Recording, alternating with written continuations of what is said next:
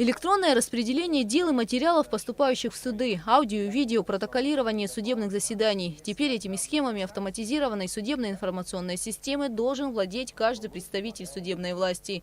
Чтобы обучить судей пользованию новой программы, в Абхазию прибыли специалисты московской компании закрытого акционерного общества «Крок Инкорпорейтед». Обучающий семинар проходит в рамках заключенного договора с этой организацией, которая разработала программное обеспечение. Программа является для нас нововведение, и поэтому в течение одной недели как в Верховном суде, так и в районных городских судах пройдут обучение этой программе. После чего будет проведено тестирование обучения. Если работник не смог освоить данную программу, то соответственно, будет повторное обучение проходить. Если после повторного обучения сотрудник, если не освоил данную программу, то уже на усмотрение председателя соответствующего суда в рамках заключенного договора с этим работником дальнейшее его пребывание будет рассматриваться.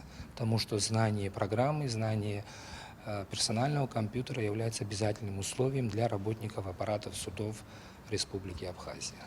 Автоматизированная судебная информационная система позволит сторонам, участвующим в судебном процессе, получить достоверную информацию о ходе судебного разбирательства. Кроме того, уголовное дело или любой другой материал, поступающий в суд, теперь будет распределяться не председателем суда, а электронным способом. То есть сама программа определит, какому из судей дело может быть адресовано для рассмотрения. Все эти новшества, согласно Конституционному закону о судебной власти, принятым парламентом Республики Абхазия, должны были ввести еще в январе 2016 года, но нововведение пришлось отложить из-за недостатка финансирования. Однако сейчас Народное собрание приняло постановление, согласно которому закон вступит в силу 1 января 2021 года.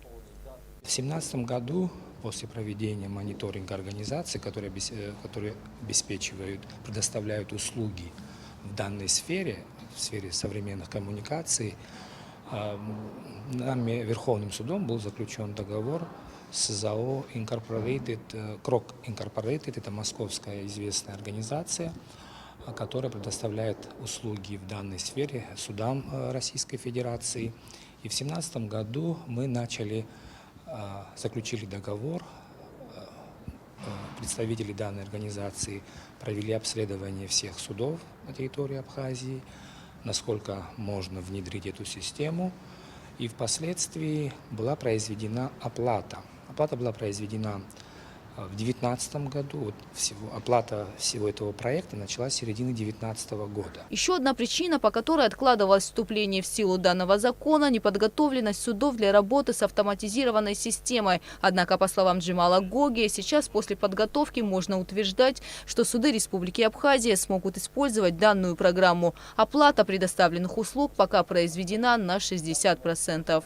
С 1 января суды готовы автоматизированную судебно-информационную систему в части электронного распределения дел, в части электронного документооборота, опубликования судебных актов на сайтах судов, Верховного суда и местных судов, и на обслуживание населения в части предоставления информации, когда и назначены слушания к делу, то есть в онлайн-режиме граждане, обратившиеся в суд, могут получать данную информацию, а также знакомиться с судебными актами, вступившими в законную силу. Помимо всех этих причин, ранее не было подходящих залов судебных заседаний в Военном, Гудаутском и Сухумском районных судах. Не имелось и соответствующего оборудования для внедрения новой программы. Что касается аудио-видео протоколирования судебных заседаний, на сегодняшний день из 19 залов судебных заседаний готовы 9 залов. Поэтому в январе будущего года мы не сможем во всей судебной системе это внедрить. В тестовом режиме это возможно в тех судах, в которых оно установлено, но в плане того, чтобы его использовать во всех судах, мы не готовы. Оборудование и другие необходимые материалы были закуплены на территории Абхазии. Примерная сумма – 50 миллионов рублей. На сегодняшний день на данную программу освоено уже около 30 миллионов. Финансирование оставшейся суммы ожидается уже на следующий год. Исполнение данного закона является обязательным для всех судов Республики Абхазия.